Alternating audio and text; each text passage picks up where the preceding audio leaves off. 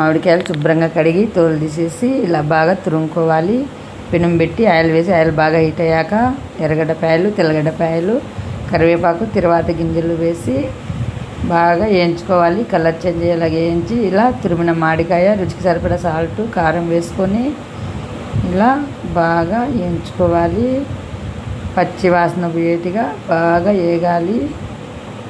చూడండి వేగుతుంది.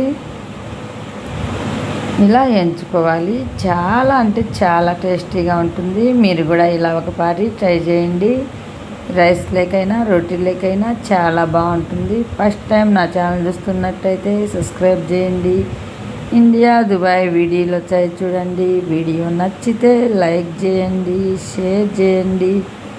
చాలా అంటే చాలా టేస్టీగా ఉంటుంది. మీరు కూడా ట్రై చేయండి. చక్కగా రెడీ అయిపోయింది. Thank you for watching video.